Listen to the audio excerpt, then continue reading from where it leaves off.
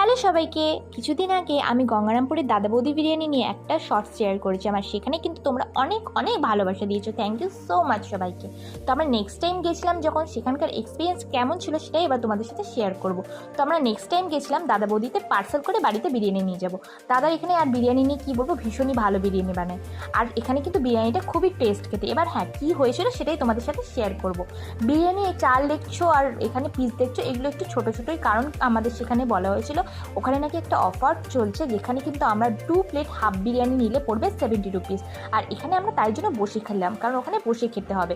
তো আমরা পিসটাও দেখলাম ছোটো ছোটো ঠিকই আছে। তো পরে জানতে পারি যে হচ্ছে এখানকার কিন্তু আমাদের 2 প্লেট হাফ বিরিয়ানি পড়ে যাবে 140, মানে পার প্লেট 70 রুপিস করে। যাই হোক, আমাদের শুনতে ভুল হয়েছিল না, তারা কি বলেছিল। এবার লোকেশনটাই আসি। লোকেশনটা ছিল হাইরোড থেকে আর্সালান পার করে স্মার্ট বাজারের সাথেই লাগানো এই দাদা বৌদির দোকানটা। তোমাদের ভিডিওটা কেমন লাগছে